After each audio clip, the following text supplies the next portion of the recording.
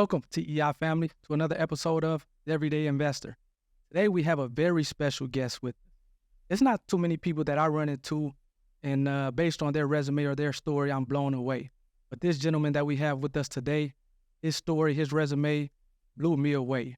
From playing collegiate athletics at an Ivy League institution to being a member of the Navy SEALs, all the way until a few weeks away from graduating from a top-tier law school in the country. This gentleman's resume is very impressive. Please help me welcome Ryan.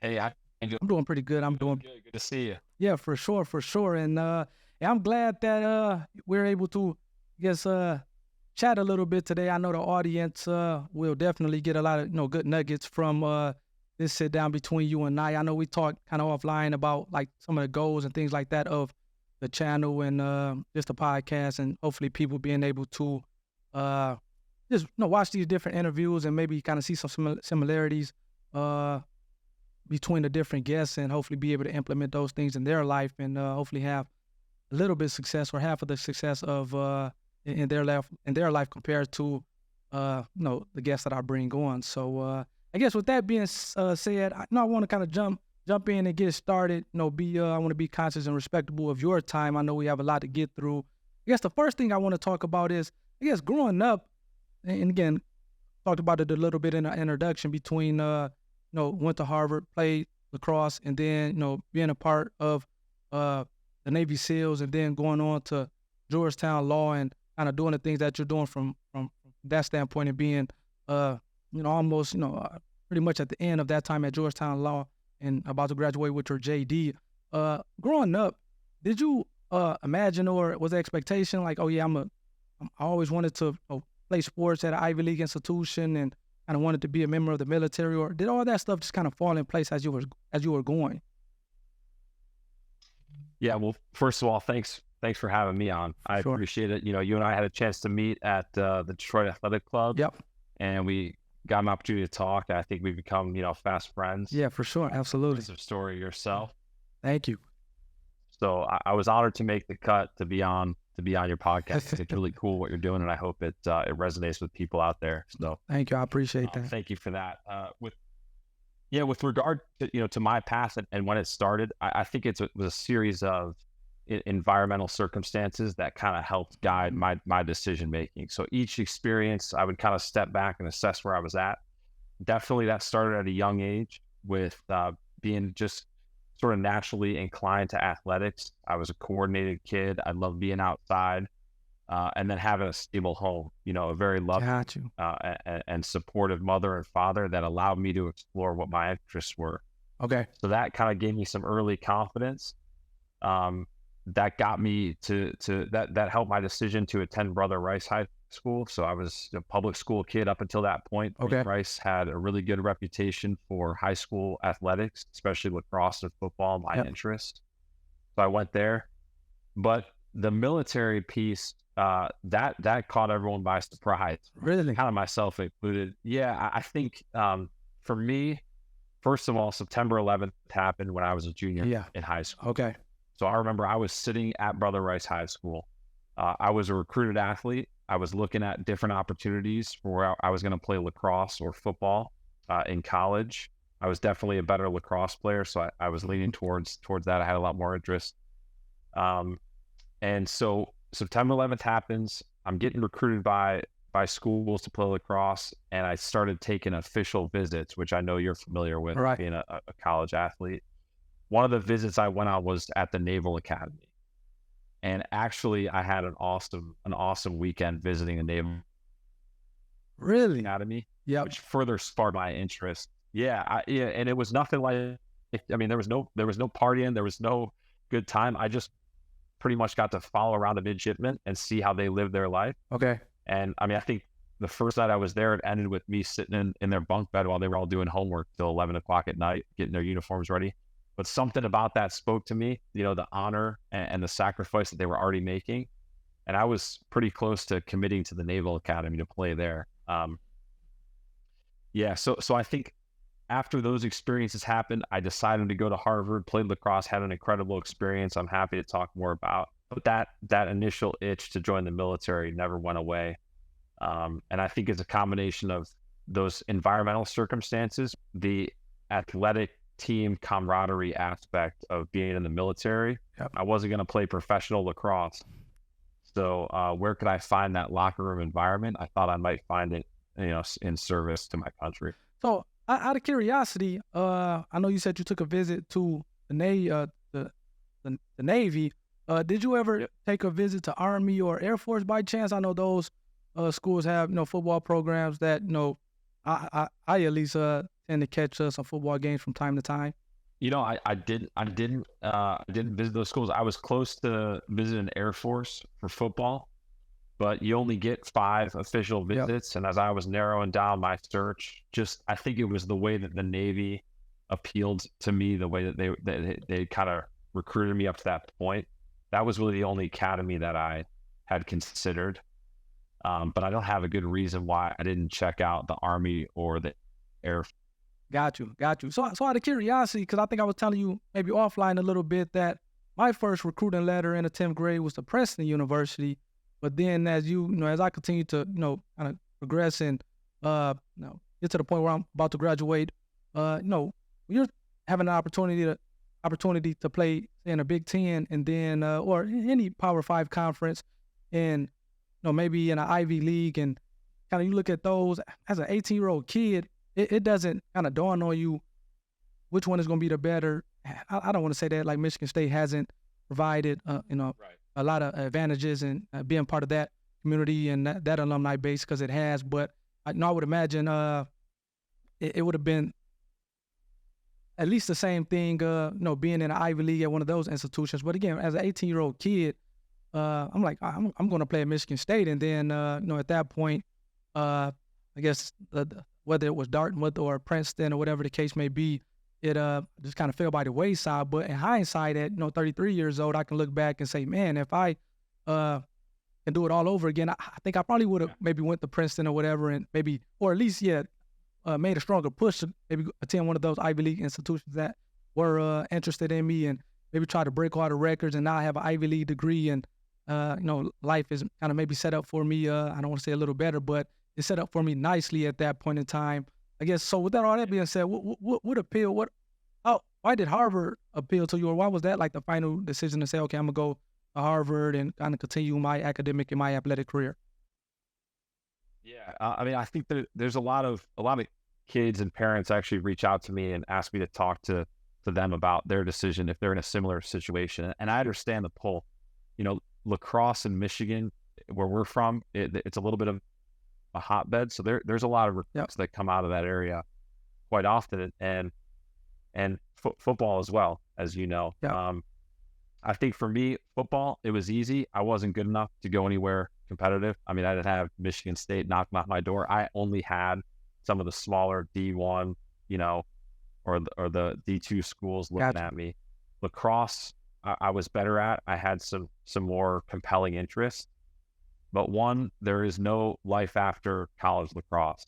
Just really, there's a professional league, but it's pretty easy to find out that they're making, no money doing Right. Not that. that much Have money. Right. other jobs and doing that part time. So that was the first thing. It was easy to know, hey, there's going to be life after lacrosse. And I think in basketball and football and baseball, it's harder to show kids that's likely the case. Like, hey, the chances of you making it to the pros is Gotcha. small. You got to think really hard. I didn't have that pressure as much. And I think the other thing was my visit to Harvard was amazing. Really? It was it was exactly what I was looking for. It was that perfect balance of competitive athletics, fun, and outgoing students, and then also academic rigor. I felt proud even visiting there, and I just walked away wanting more of it. So I think I was lucky with the options I had in front of me. Yep. I think for some kids that are going through this decision, they've got to really know themselves, and then hopefully they've got some coaches and family around them that'll help steer them to make the best decision for their future, whether it is chasing the dream at a Big Ten school, or maybe going to a smaller school, swallowing a little bit of that football or basketball Right. excitement to pave the way for the future. So, and I have a question for you. So, I always kind of wonder because people always talk about, man, if go to an Ivy League institution or a Harvard or Yale or just one of those schools that just the connections, obviously the alumni basis, man, just having a degree from Harvard or again one of those schools is going to speak for itself. But as you've kind of graduated Harvard and kind of went on to do a lot of different things, has having that degree from Harvard, has that like came into play where you can tell somebody, whether it's an employer or someone, that you graduated from Harvard and that like opened the door? Have you had any of those experiences since graduating from Harvard? Absolutely. I mean, I think the school itself is legit. It's academically difficult, and it's not difficult because the school wants it to be hard. It's difficult because you're getting the absolute best and brightest that are coming through those Absolutely. doors. Yep. So you're just being around very, very talented people. The network it is amazing. It exists across all facets of industry and private and public sector. I have probably been one of the few that hasn't really leaned on it at all. In fact, I chose the profession where I kind of was trying to hide my background a little bit because the military is more about that toughness and that grit, and you got kids from all over and all walks of life. Yep. They hear Harvard and they think you're going to be a politician. Yeah, absolutely, for sure. With 5 forks at your dinner table every night. No, that's so. Yeah, so I haven't tapped into the network, but I know it's out there, yeah. And it's, if you had the opportunity to be a part of the Harvard community, I would say it's second to none. No, yeah, I bet. And then, so how was it, I guess, doing both lacrosse as well as obviously the academics at Harvard? Because I know a question that I get a lot is, man, playing football at Michigan State, but also, being an engineering student, it was like balancing 2 full-time jobs. So how was that where you're at this institution and you're, again, it's Harvard. So like you said, you're getting the best and the brightest students. So it just naturally is going to, be a rigor with that from an academic standpoint, but then you still have your commitments to athletics, which take up a lot of time as well. How was it balancing those two? Yeah, I mean, I think the football team, the football players really struggled. Really? The demand on them football wise, even though it's not considered one of the powerhouses, they're very competitive in their league. Yeah. And they get some talented kids coming through Harvard, and those guys were up every morning, walking down to the fields for practice, coming back in the afternoon for 2 days or for lifting or for physical therapy. So they were on the grind, and I know that was very, very difficult for them to balance. Lacrosse, our coach, he had perspective. He knew that we were here at school for the larger experience. Right. And, he balanced and made sure that we didn't get ourselves overwhelmed with athletics against academics. Academics was always a priority for our team. Yep. And so, it was pretty manageable from that standpoint. In fact, for me, which is probably why I went out of the military, it kept me out of trouble in a lot of ways. Just that structure. Yep. I just respond very well to that kind of structure. For sure. No, yeah, and I think that's a great point. Again, just even like kind of me going to Michigan State, just from a structural standpoint, and it seems like every hour on hour you had to be somewhere, you had to be doing something.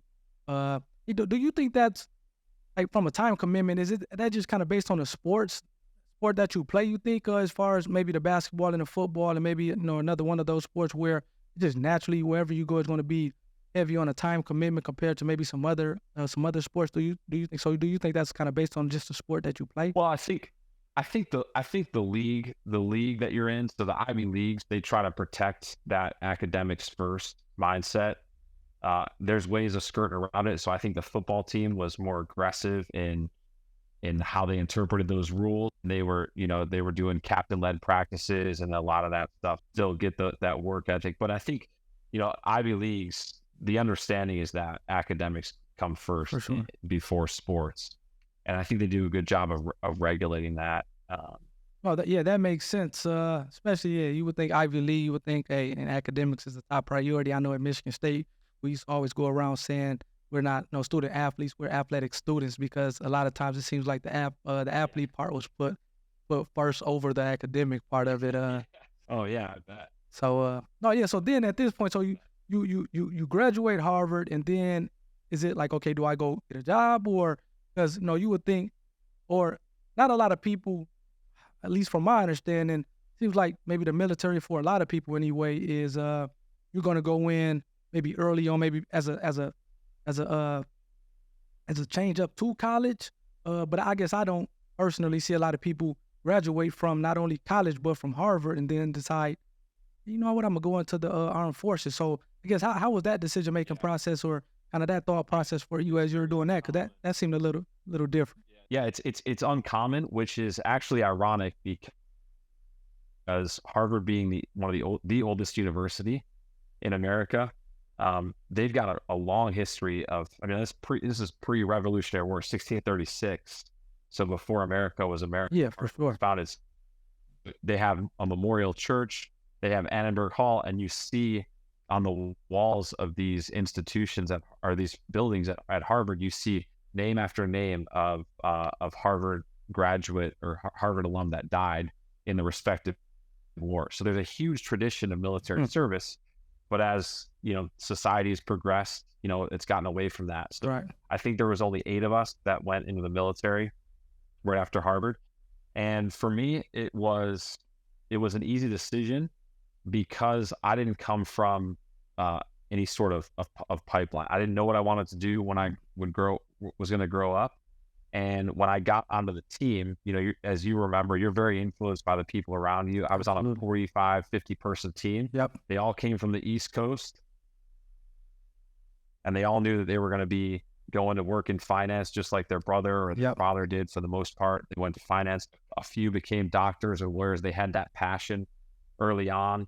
And I was just kind of left figuring out what I wanted to do. And the truth be told was I wanted to be in the locker room. So I thought, where do I find this physicality in a profession so I don't have to hang up my cleats just yet? Right. That's when I decided to serve in the military, and all to serve and respond to September 11th was very compelling as well. But it was pretty uncommon, and people were very surprised that I was going to go that route.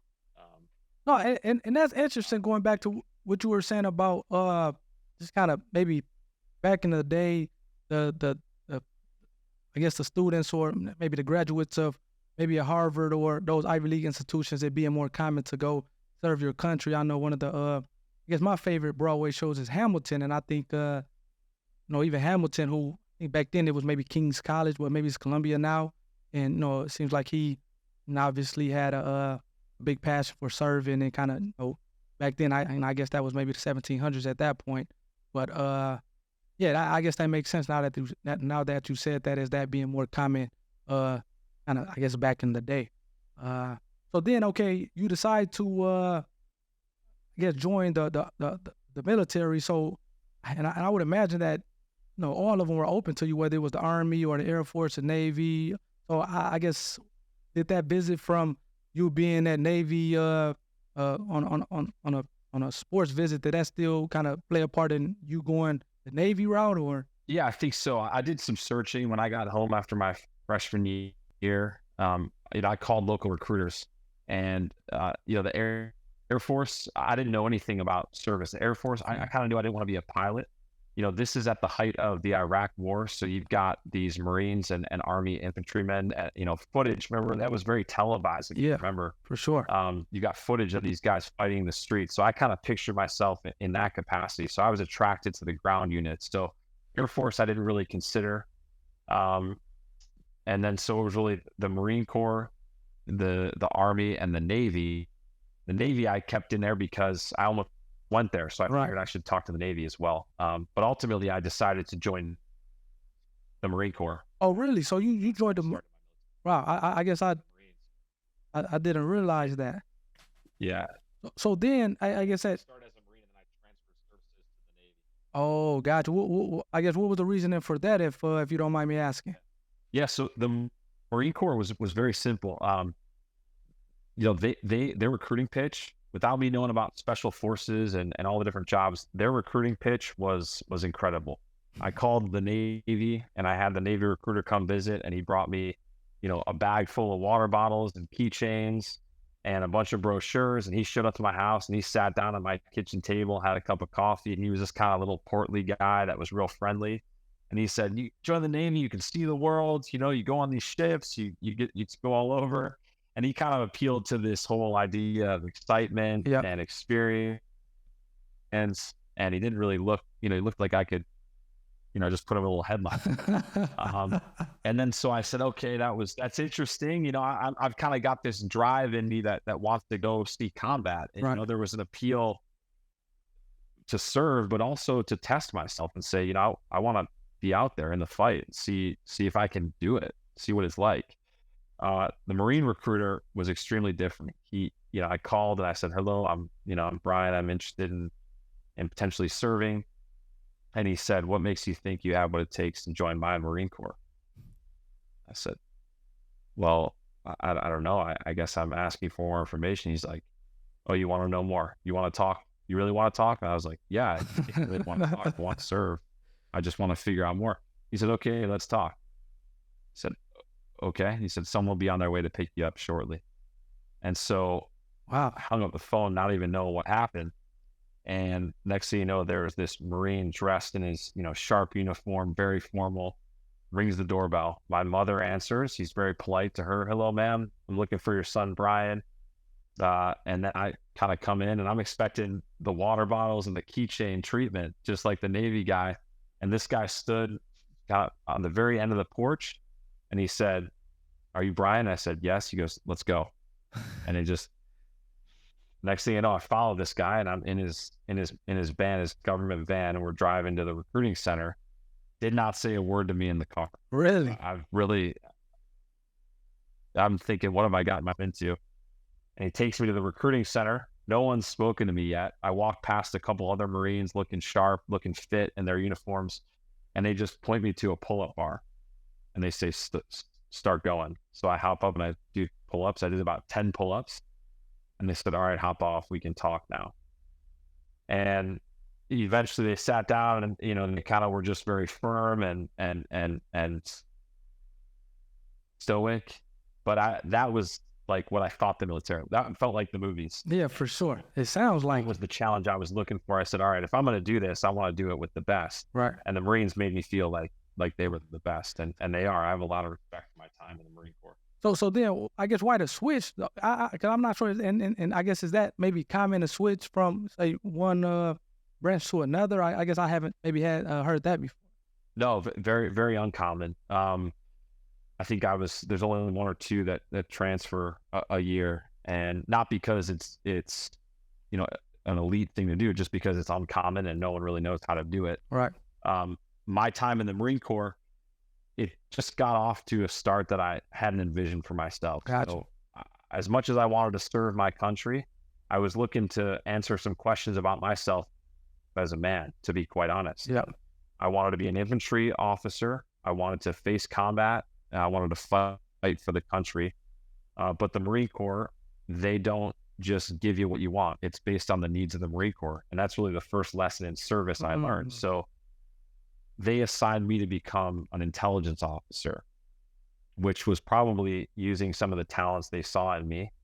I was a signals intelligence officer, but that meant that I was removed from direct combat. I was not on a combat arms capacity. I was kind of in the background at a command center in front of a computer, trying to help find bad guys. And I'd find them and I'd give that information to the guys that would go fight. Right. Yeah. Yeah. You wanted to be the guys who was going to fight, it seems like. Exactly. And the SEALs, the reason why the SEALs happened was because on my deployment as a Marine, I was their intelligence support to a SEAL Team 6 unit out of Africa. So every day I'm in an office, I'm a fit, motivated guy, and I'm looking at all these Navy SEALs and I'm just handing them the information and they go out and do the cool stuff. Right. And so next thing you know, I started following them around, asking them all these questions. And I realized that there was a way for me to go down that path. I probably should have done it right out of college, right. But I didn't want to miss the opportunity I had in front of me. So I submitted an application did an inter-service transfer, and I reported to BUDS, which is basic underwater demolition slash SEAL training. It's called BUDS. It's just the basic SEAL school to become a Navy SEAL. So yes, when you transferred from the Marines, you went straight to Buds as opposed to, so you didn't have to like go through the Navy and then from the Navy to the. Right. So normally you would have to go through Navy's boot camp, Yep. Navy's officer course. My Marine Corps time counted, and they said, "Hey, you've already been through all the basic stuff. You understand the military culture." So I was Gotcha. able to transfer right over, Wow. maintain my rank. So I mean, pretty much got out on kind of one of those like got out on a Friday, got on my Marine Corps uniform on a Friday, and put on a Navy uniform on a Monday. Wow. Oh, that's crazy. And this is all just because, you were, I guess, seems like started following around the guys who were actually, I guess, doing the things that seemed more appealing to you at that point in time. Yeah, just chasing that, just chasing that question I had posed to myself somewhere along the way, which Yeah. was, you know, do I have what it takes? Can I give that to my country? And so this was my way to get there. So now you're in Buds training, and this, I guess, where it starts to get really interesting. I know you were, again, talking at the DAC, and as you were talking about this thing, this was like, now I'm a big, like, kind of wartime guy. So, I mean, as you're kind of talking through your experience, and I'm kind of thinking about the movies that I maybe watched in the past, whatever the case may be. And obviously, it seems like a lot of people know about the Buds training and how this is like a very difficult process. And obviously, as you talked about it, it seemed to kind of match up to, I guess, what I heard previously in terms of it being a difficult process. Can you talk a little bit about that training, having gone through that? Yeah, I mean, I think the SEALs, they haven't had any shortage of press or publicity, so it is kind of commonly known. But I'm not surprised to hear, as a former athlete, it's kind of a childhood interest that Yeah. everyone has. Everyone plays, cops and robbers. They play fake war when you're growing up. Everyone's kind of interested in that. So it's your chance to live out that experience in a lot of ways and see if you can make it to this elite unit. The training is as advertised. It is legit. I'm a believer in what they do and the tests that they put you through. Yeah. And it's no joke. It was a very, very humbling experience for me. A combination of, having to perform physically every day, having to keep your mind, level and even keeled as you went through a lot of stress, and then just being cold, wet, and tired the whole time. And how long is the training? It's a real test. So Bud's selection course is about 7 months long. That's the first portion that is commonly depicted in movies where guys are quitting. You have to ring a bell 3 times if you want to quit, to go home. And then after those 7 months, you go to SEAL qualification training, which is an additional 7 months before you're awarded the title of Navy SEAL. Gotcha. So at its fastest, it's about a year and a half to become a Navy SEAL. The famous and the most basic training that occurs is that BUDS training, which is 3 phases. There's the indoctrination phase, where they're not teaching you anything. They barely teach you how to. They teach you how to make a bed, put on a uniform, and how to do what you're asked to do. And that's where a lot of candidates get weeded out. The second phase is diving phase, where they teach you the basics of underwater dive mechanics that we have to implement. And then the third phase is an introduction to some of the land warfare tactics. It gets progressively easier along the way in that they're not applying that intense physical stress on you. Okay. But it gets harder because you're asked to do actually more technical work. Like, you have to do a dive successfully. Some people are really nervous on some of the dive rigs that we dive on, things like that. Have to be able to shoot to a certain standard. Some guys have a hard time. Oh, and I so how many people did you come in with when you started Buds training compared to who kind of made it through? So our class started with, I think at that time it was like 230. Wow. Number for most classes. So our class was upwards of 200, and we graduated, I think, 30 original students, meaning the guys that started on day 1 and never quit, never got hurt, and finished for about 30.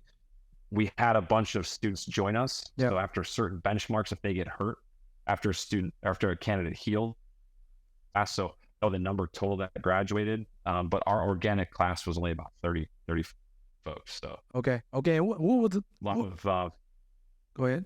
yeah, just a lot of broken dreams and broken bodies along the way. What would you say was like the most difficult part of that whole, I guess, that initial 7-month training or the buzz training? Man, I get asked that question about what's the most difficult aspect, and there's culminations. There's tests that we have to pass along the way. There's an obstacle course that we have to run every week. There's a 2-mile ocean swim for time. There's a 4-mile timed run on the beach, and we have to do that every week. And every week the times get progressively faster and faster. So there's always some measure to performance. There's the famous Hell Week, which is the 4th or 5th week of training, and that's where you have to. It starts on Sunday around Sunday night at some time, and you don't go to bed until Friday. You're outside, cold, wet, and sandy for five days, 5 nights. I think you only get you get a 1-hour nap on Wednesday and a 1-hour nap on Thursday, and that's the only sleep you get, which is incredibly grueling. A lot of people quit during that phase. So for me to point to one specific aspect that was difficult, I can't do it. I think what's hard is that you have to face yourself, and it's a conscious choice that you make. Sometimes you make it hour by hour. Sometimes you make it minute by minute. You make it second by second. You have to decide to keep going, and it's a grind, because the opportunity to quit is always there. There's a bell that they bring everywhere we go on the beach. There's a bell, and all you do is have to just drop the log that you're holding over your head, run out of the cold water that you're shivering in, and just ring that bell 3 times, and it's instantly over. You're done. You can give up on your dreams. So you have to decide. And when you're in pain, when you're sleep deprived, when you're cold, when you're wet, it's hard to decide to keep going. And so that just perpetual self-talk and the grind of it all was really the most challenging aspect. And it seems like on top of all of that, it seems like they're encouraging you, hey, just go ring the bell, it can all be over. It's not like it seems like telling you to kind of push and get through it. It seems like, at least in some instances, they're encouraging you to go ring the bell, and you can, absolutely, it can all be over with. That's it. Yeah, that's it. I think, it is a selection course. So, they are shaping the future of America's finest. Yeah. And they want to make sure you have that internal drive. So they're not doing it, for entertainment value, even though a lot of funny things happen when guys are cold and tired on the beach. Sure. They're doing it because they haven't had experiences in combat. There's a history of great sacrifice that's been made in the SEAL community. And they know that it takes an incredible amount of grit and will and courage and strength, mental and physical strength, and teamwork. So they've got to feel that out. From the SEAL standpoint, if you're a little bit cold and a little bit, wet and a little bit tired, but you're really in a controlled environment, you're on a beach in San Diego. Yeah. And all it takes is someone standing over you, just kind of talking to you and getting in your head and saying, just quit. If that's what it takes, then yeah, we do want you to quit. Right. Because imagine when you're overseas and things are serious. Are you going to quit then? We can't risk that in real life and in combat. No, for so sure. There's a lot of psychological play. There's some screaming, but there's a lot of just instructors right next to you saying, hey, look, just while you're running, they're running next to you. They're in great shape. They're Navy SEALs, and they just start running next to you, and they say, hey man, there's probably 40 guys that are in front of you. Look at how much better they are than you. What are you doing? Why are you still running? And these are rhetorical questions. You're running, you don't stop running. It's like, man, just quit. Just ring the bell. Stop embarrassing yourself. You're slow. Like, let's be honest. I can see it. But all that is a test. It doesn't matter. There's 100 guys behind me. Right. It just matters if there's 40. And so you've got to that's a moment where I had to decide, Not going to listen to that instructor. I'm going Right. to power on, keep moving. He's not going to break me in this moment. Uh, man, I have to ask you this question because, it seems like kind of just based on the things that you have been through, whether it was, again, playing all the way back to high school, playing sports, lacrosse, football, and then being at Harvard and, the academic rigors to get in Harvard from like the academic standpoint, but then also play lacrosse and then going to the Army and the testing and I mean, not the Army, but going to the Marines and the testing you have to Yeah. do and then all the way to the Navy SEAL. Like it seems like today we're kind of going a different way in a lot of ways as far as this whole participation atmosphere where everybody gets a trophy, a participation trophy. I was at typically go out networking on Wednesdays, and last week I was at the cigar lounge and older gentleman was telling me how they're trying to take this like the scoring test scores and A, B, C, all that type of stuff out of schools and kind of make this more everybody to get along to go along to get along and everybody's okay and we're all the same. I guess how do you feel about that? I guess that type of environment because again, you've been through where hey man we were graded in terms of hey what was winning or what was successful and what was not successful in a lot of ways of for most of your life and kind of going to this this place where regardless of what you score or if you can cut it or not, you're still awarded or I guess rewarded with some type of a prize. I guess it seems like it's different, and I guess from my perspective, it seems like overall, as far as it doesn't serve a greater good. So I guess I'd like to get your thoughts on something like that. It's it. So I do see it as well, and it is a difficult. It's difficult to unpack that question. I think people expect me to say something like, yeah, there's no participation, but in certain contexts, I think a different response is appropriate. Okay. And, so I would say that, from a SEAL standpoint, war is not fair. Yeah. The world is not fair. But when you're at Bud's training, it's a fair playing field. They don't care who you are, where you came from, what you look like. There's a standard, and if you meet that standard, you're going to unlock a world of excitement, glory, and service. And if you don't, so the SEALs have done a great job of making things very clear for anybody that steps foot into Bud's training. Gotcha. So society, I think society, it's a little bit more difficult because we all know that the world isn't fair. As adults, you can see that. You experience good times, bad times. Yeah. But that's being measured up against some of the the systemic inequities that are being uncovered. So this, when it's life or death, when it's war, the SEALs, it's very easy for us to justify. This is the standard. This is the standard because lives are on the line. Gotcha. When you work at a big law firm and they have a culture that is actually unfair, how are they justifying that? So I think right now we're in the process of finding a balance for all this stuff. Gotcha. Harsh reality that the world isn't fair. Yep. But putting that against the whole like participation trophy. So, I don't know if I'm answering your question. Oh, yeah, no, for sure. And it seems like kind of what you're saying is it just kind of depends on the context or the situation. Yeah, I guess for me, it just seems like, and it's always good to have an accurate kind of reflection of or accurate measurement of kind of maybe yourself and where you stand to like the greater good. Like, for example, for me, and again, this is going back to sports. When I played at Michigan State, I think I was a decent player and obviously was good enough to get to the Division I level. But when you start seeing some of these Le'Veon Bells and these Javon Ringers and cats who are like, Yeah.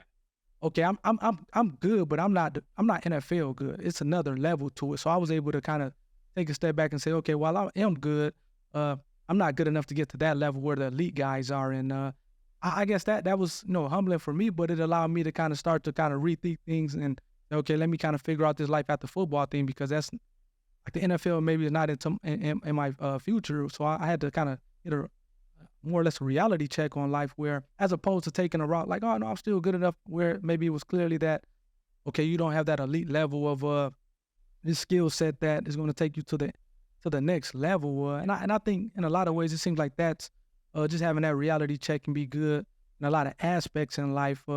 Even whether it's I don't know, just Yeah, I mean, I think, but I guess why I just don't want to join in the whole like, yeah, we're giving out participation. yeah, It's, for it's sure. because it's because there's still a lot of entities out and institutions that are operating Yep, with the understanding, with that competitive mindset, and with the understanding that life isn't fair, and they're operating. Alabama, Nick Saban. yep, Why is that program has got to be hellacious, and yeah, there's probably been some ugly moments yeah, for some players that in their mind they got screwed over. But you know what, the culture and the system that he's devised is so airtight that people who are trying to go after Alabama football, why can't they? yeah, So so that institution endures. And so some of these areas, some of the people, I don't want, maybe the gentleman that's talking at the DAC with you the other day, but I would ask them, hey, why can't your culture, why can't your institution endure the standards that you're holding? Why do you feel like, why do you find yourself having to make compromises and give out participation? What are you lamenting about? Why isn't your organization tight enough to be able to withstand some of this social pressure that you're saying you feel? well, And an example is, I think public schools are having a really hard time. yeah, It's not it's a broken system. Parents parents don't know what they want. Teachers don't know yeah, what's best, and you see it be exposed. There's a lot of private schools out there that are smaller. They appeal and cater to a certain audience, yeah. and they're able to endure a lot of this social pressure without having to make too many amends to things that they don't necessarily value. Yeah, and I think the older gentleman who I was talking to, he was more so. I think it seemed like maybe saying the same thing that you were saying as far as, hey, this is. He was maybe against it, I should say, as far as against the participation trophies and against this whole environment or atmosphere that we're trying to create, where it's like, hey, we're kumbaya, we're all the same. It doesn't matter if you can cut it or not, or if you have this elite level of mental power or athletic ability to get to the next level, it's still okay. It's going to be like just it's going to be okay, as opposed to being like, no, you have to kind of push through, and it's just a standard set. Making it clear from the beginning that it's a Yeah. standard set, and if you can make that standard, great. If you can't, then maybe you're not cut out for this particular thing. And it seems like he was just saying, hey, Yeah. that's good for society, and them going to this whole participation trophy, and it doesn't matter what you scored on the exam and whatever the case may be, that is not good for society. So I don't know. I guess I was thinking as you were kind of going through the whole the buzz training and whatnot, just kind of thought it'd be interesting to get your take on that. Yeah, I mean, and there's a lot of candidates that quit. Yep. So that I thought about that a lot, and my mindset was very harsh towards the candidates that quit in my class, because I didn't want to be associated with All right. that mental weakness. But there's things that go on. Maybe they felt they were treated unfairly or something like that, but they have to live with the decision that they made, and the SEAL communities, it kind of drives on All right. around it. So, there's guys who have quit, and they still, even in one of their weaker moments, having quit and give up on their dream, which was their choice. No one makes you ring the bell. They can talk about it and see the opportunity that comes from that. Right. Other people can't let up. They want to blame the SEAL community, the unfair training, whatever it is, any excuse but themselves to justify the decision that they made. So, a lot of it's on the individual. And hey, if we're giving out participation trophies, great, I'll take mine, but I'm also gonna be the hardest participant there. That mindset. For sure. Yep, absolutely. And it still seems like whether, I guess, you kind of fail or succeed, just having failed, obviously it's, whatever you think about that is what you think about it. But I think it's still something like a valuable lesson to gain from that. Just, Yeah. For life overall, as you kind of continue to progress through things.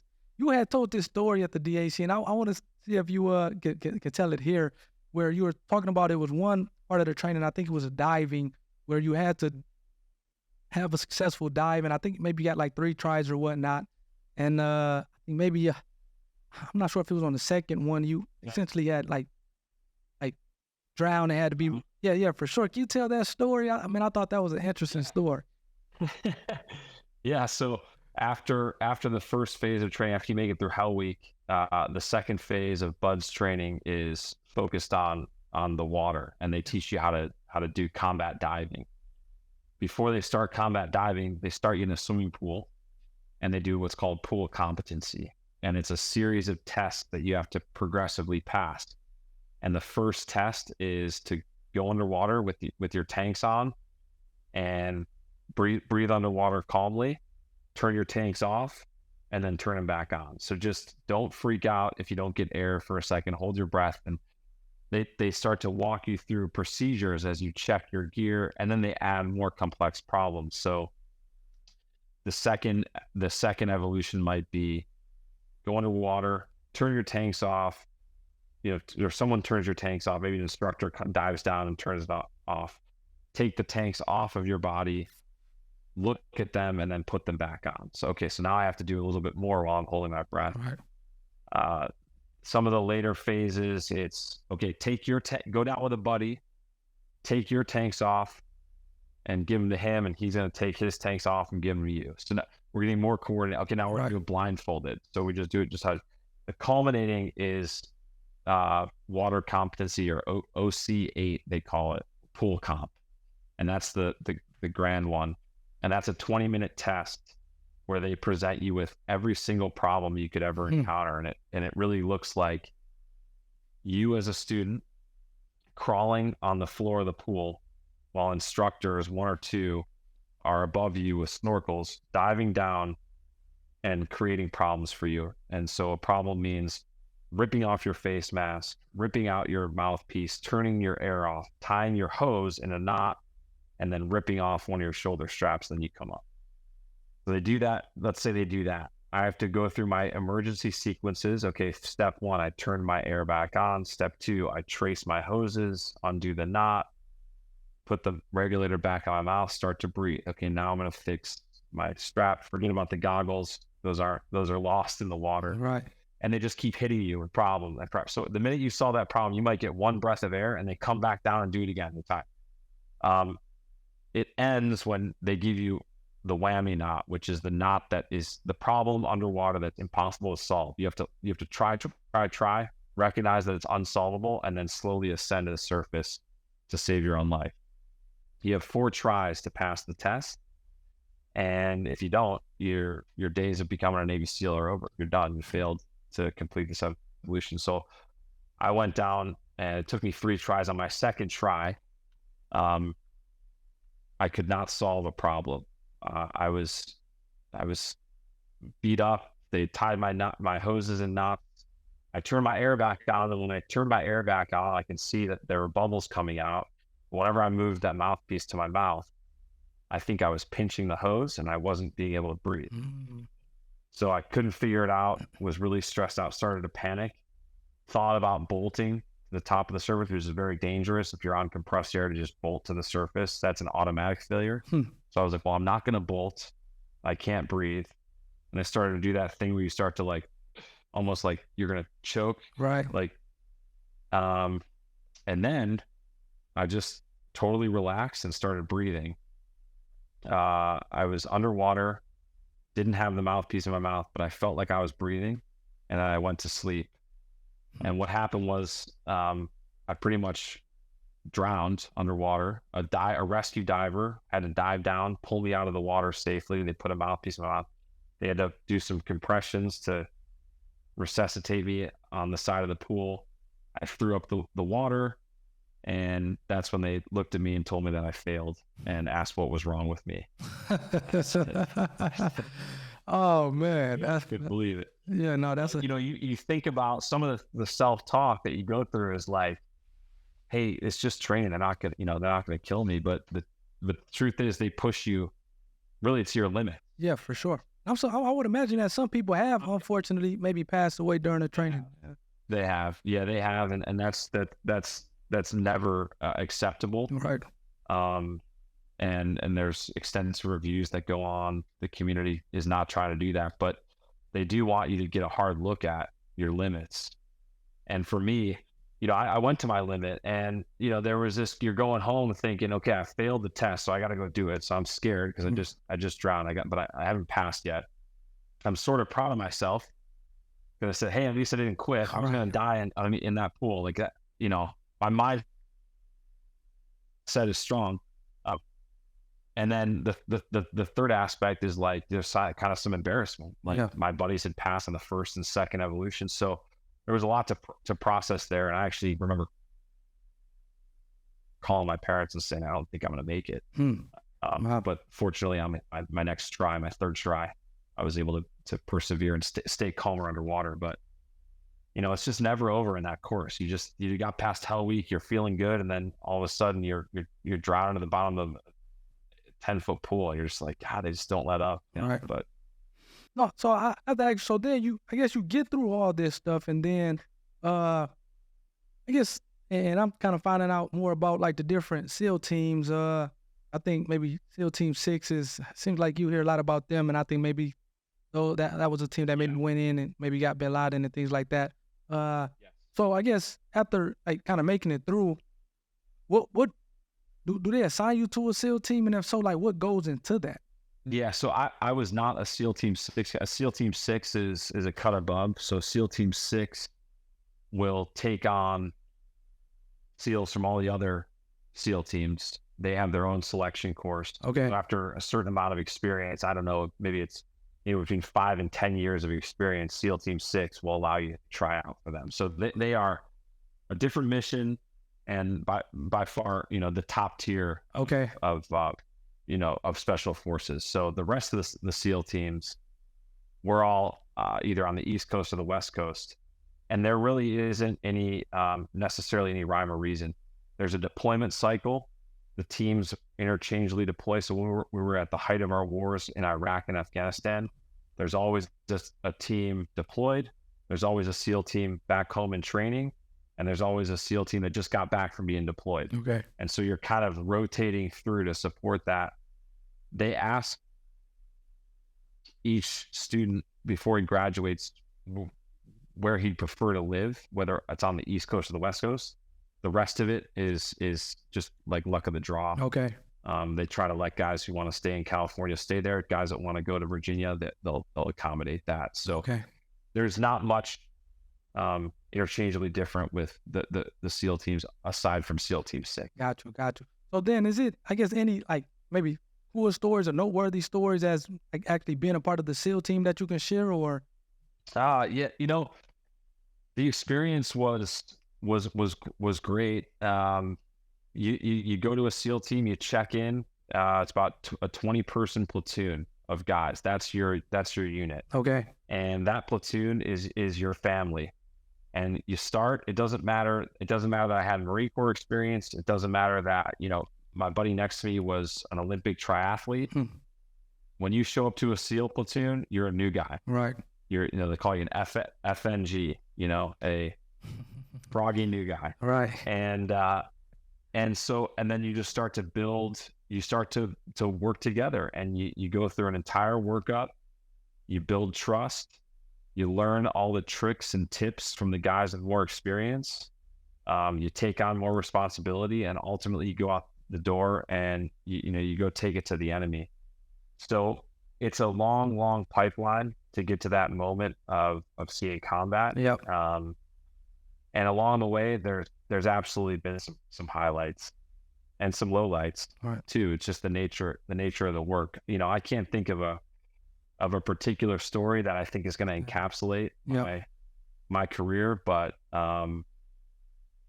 it's it's everything. It was just those moments flying in a helicopter at night, and you're going across this vast desert, let's say, and you just are like, it's all worth. I do it all over. Right. No, that's all that suffering, for some of those moments, and you just know that you're ready to die for your brother, and you know that your brother next to you is going to die for you.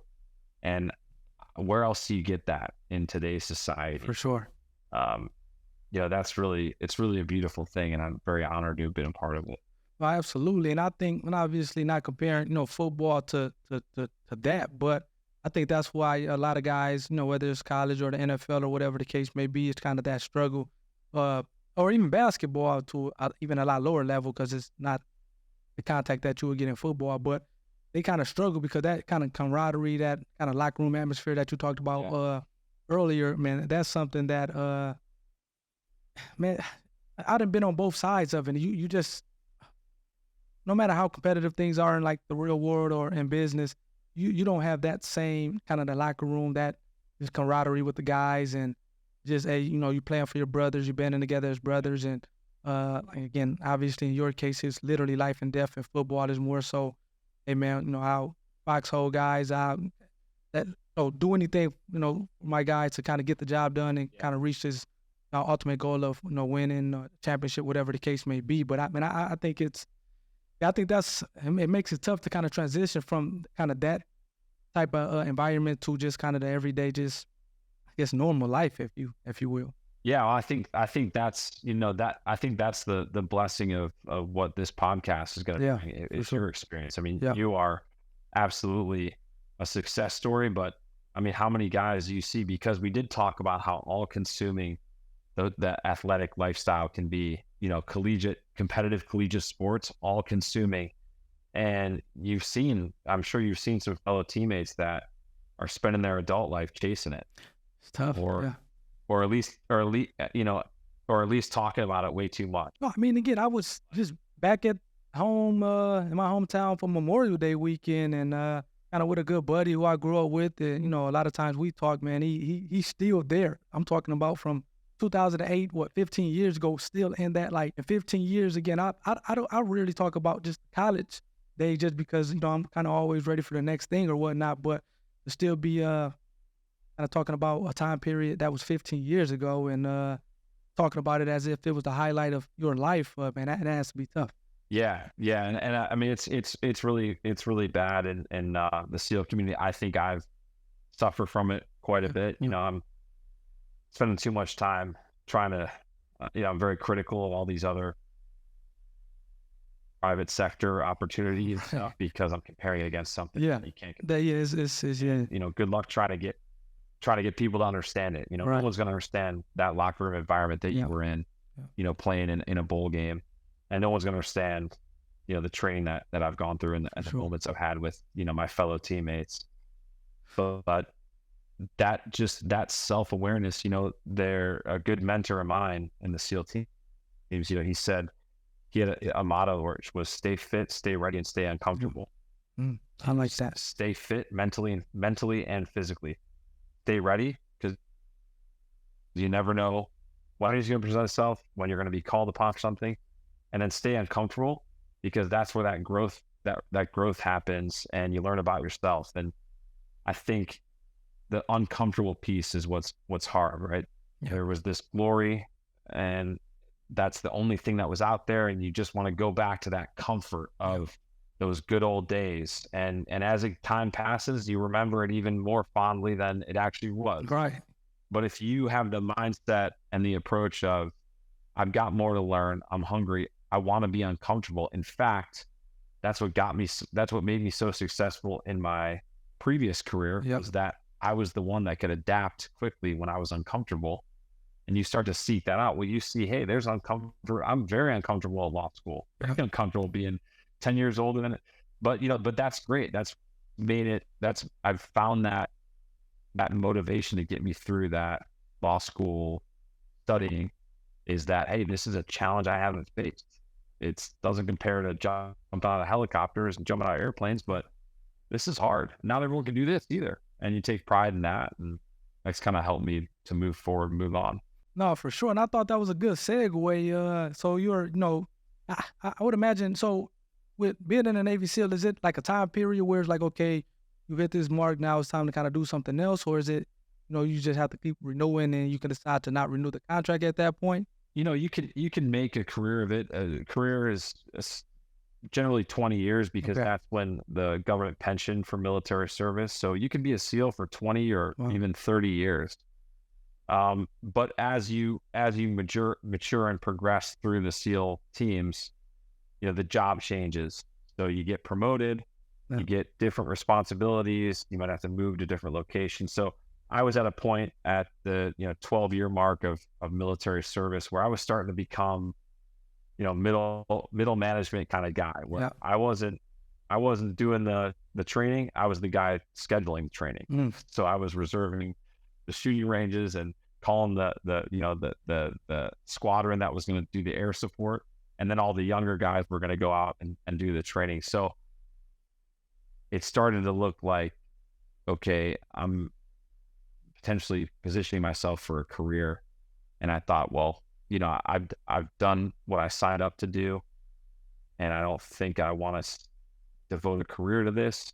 So it was a time for me to make the switch. Gotcha. So then, what Yeah. what made you decide? Okay, I'm gonna go to law school, because that seems like a complete 180 from like the fast-paced environment that you were just into with being in the Navy SEAL. I mean, truth be told, you know, we operated in the gray when I was in the SEAL team. So there wasn't black and white, right and wrong. The enemy was Al Qaeda and ISIS, and those guys blending in with the local populace. They're not just walking around wearing bright red uniforms. Yeah. So we actually had to, we encountered the law and, legal investigative inquiries quite a bit to make sure our conduct was in line with international laws of armed combat. So I was interfacing with lawyers quite a bit, military lawyers. And I realized that what intrigued me was that, there was so many different factors at play. We were in another country, totally different culture, different viewpoints. And at the same time, there was still a code of conduct, even internationally, that was sort of held in war. There was a code of conduct, there was accountability. And that accountability was the law. And so I found myself saying, wow, this field transcends. You can have totally cultural and language barriers, but there's these laws, and everyone seems to sort of generally accept a few of these laws Right. governing how we even go about, the messy business of war. It's governing that. And so I just became very curious about that. And I thought, if I go back to school, which it's free for a lot of service members, Yep. if you serve a certain amount of time, I said that would be great to go back and learn.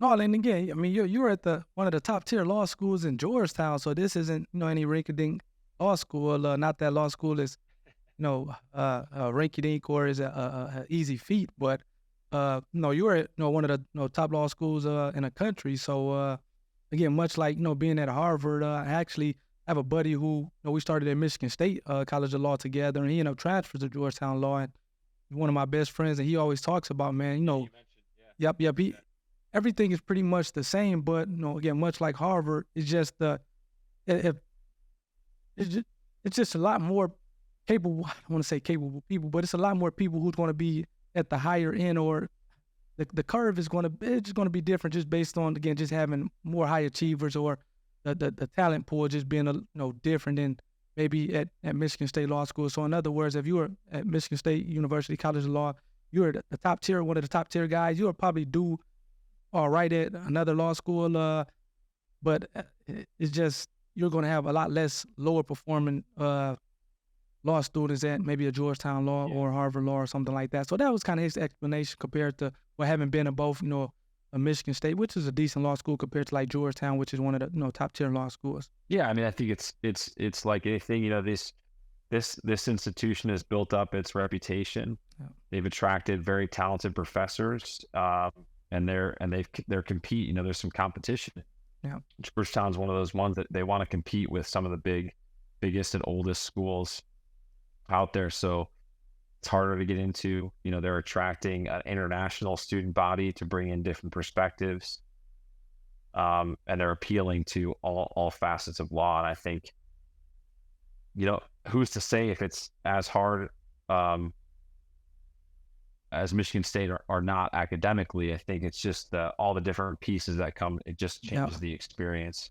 No, for sure. Agree. No, for sure. So, and I know you're still trying to figure out, I guess, what's next after, like, kind of you graduate law school and things like that. So I won't get off more into that. But I know kind of coming up, a little bit over an hour here and want to be respectful of your time. I do want to kind of get off into the consulting piece of it. Because it seems like, I mean, I guess maybe what made you go that route or kind of start doing some consulting? And I guess, what do you think from a Navy SEAL standpoint makes you guys so desirable when it comes to consulting with different companies or groups? I know one of the books, my all-time favorite books, or books that I got a lot out of was Extreme Ownership. I'm not sure if you heard of that book. Yeah. It's by a few two Navy SEAL guys. I work with Echelon Front, Extreme Ownership. I know, yeah. Jocko and yeah. So man, that book for whatever reason just kind of changed my life based on just the way you kind of looking at things as opposed to just taking responsibility and just making sure you have communication up and down the chains to prevent or inhibit kind of things from kind of falling through the cracks and whatnot, and just allow me to not only personally but just in business made me look at things differently. So yeah, I guess what made you, I guess going back to the original question, what made you say, okay, I think I can maybe start doing something, be valuable, or maybe kind of provide some benefit in terms of doing some consulting, and then I guess what makes, generally speaking, a Navy SEAL guys more just more desirable as it relates to performing this consulting service? Yeah. So I think, I really fell into the opportunities. I just through a nonprofit, SEAL nonprofit organization, the SEAL Future Foundation, I was introduced to one of the coaches on the White Sox minor league teams. Okay. And gave a Zoom presentation to them during COVID. And then they said, hey, we'd like to, have you in a greater capacity come help out the minor league organization. So I work with their player development staff from time to time. Echelon Front, which is Jocko's company, the author of that book, Extreme Ownership. Yep. I've got buddies that are working there, and they've kind of pulled me in to help with them. So nice. As far as my segue into it, I've really stumbled into some opportunities, and this will probably answer the second part of your question. I think because there's a real thirst for input and guidance and leadership on the topic of high performance leadership. And I think, the SEALs have some credibility in not only the training that they put forth, but, their performance in, the area of combat where the stakes are extremely high. Absolutely. So I think people that have to work under pressure can appreciate what stress does to people, how hard it is to get a team or a group to work together. And they look at who does it the best. And I think the SEALs have shown that they've got a pretty unique way of optimizing their performance, and they listen to guys like me to see if they can maybe glean a piece of advice or two. Right. Because we're all, and this is what I say to the White Sox, wherever I'm dealing with, we're all talking about the same thing. Yep. High performers, we want to get better, we want to achieve success. So what do we need to do it? So we talk about things that everyone knows about. We talk about the importance of leadership. We talk about the importance of teamwork. With that comes communication, empowering the people to take action, never being stagnant. So it's all things everyone sort of feels like they know, but it just gets murky when you're trying to apply it to challenging times, or when you're trying to, achieve optimization. People like to have different perspectives. Maybe they can pull one or two things from a SEAL perspective that helps them get their team over the hump, No, that makes perfect sense. And man, it seems like, hey, whether it's talking to you or just even reading a book, it seems like, man, I'm always learning something from you guys. And like I said, I haven't been through it all, but I've had a pretty unique, I guess, upbringing in life and kind of accomplished some cool things. So, man, anytime I get a chance to learn at a high level from guys who man, who have done things and had success at a high level is always it's always good for me, but it's always, I think, something that other people can learn from it if they're kind of willing to take the time and kind of try to mine out these nuggets or jewels or whatever you want to call them that you guys are given. So no, that's Yeah, cool. absolutely. And I mean, and the truth is, and I think you would agree with this, but you're not talking to the masses necessarily. You're talking to people that are already, they've got a drive Yep, inside of them. That's why I'm consulting is people that are already achieved success and they're looking for that little bit, that little edge they can find.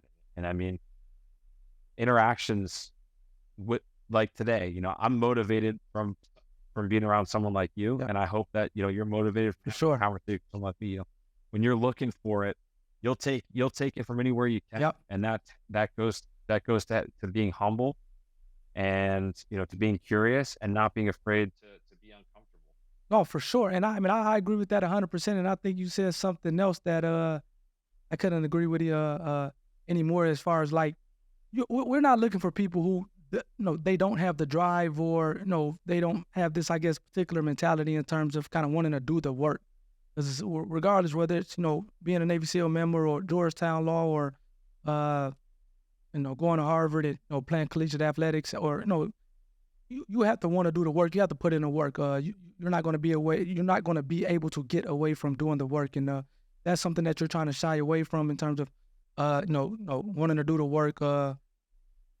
Then I guess it's nothing that I can say that's going to, change your mindset. So just understanding that it's an audience that you're speaking to and just really accepting that and, taking it and trying to go from there. Yeah. So, so no, yeah, I know we're pretty much coming up on an hour and 15 minutes, which is a little longer than I had wanted. But I guess I want to just wrap things up as far as just kind of giving you the last word on things, and then also I guess with the consulting, if anyone wanted to reach out, how can they get in touch with you with that? Because I think when I do put this out, I definitely want to be able to kind of, I know you're not on social media like that, but in terms of Yeah. uh, at least putting out maybe that information that people want to get in touch with you from a consulting standpoint. Honestly, it's been just word of mouth, Okay, and got you. it's a small kind of side thing while Got you. I'm still working. So I appreciate that. Okay. I am open to help and anyone who wants to make a difference. So I would say if they reach out to you Yep. and they're curious about maybe some coaching or some consulting, Yep. then maybe you can connect us, David. I'll just defer to you on that. Okay. Have a website I can place or anything like that. No, I got you. I got you. No, yeah, and I'll definitely I do that. appreciate the Yeah, opportunity. people reaching out to me because I try to maybe not have my time wasted, and I'm pretty sure you're a man that's pretty busy and appreciate to not have his time wasted as well. So again, I guess any final words that maybe you want to leave to the audience to kind of take with them as we close out the interview. No, I mean, I just want to thank you. I appreciate Again, the opportunity to kind for of sure. tell my story, and I appreciate what you do and the impact that you have made and that you continue to make. Both professionally and in this hobby of yours, that seems to be off and running really well. I look forward to staying friends and wish you the best of luck. And to your audience, thank you. Hopefully, you took away one or two things that might help you along the way. Oh, definitely, and I think that's perfect note to close out the interview on. So, till next time, TEI family, we're signing off.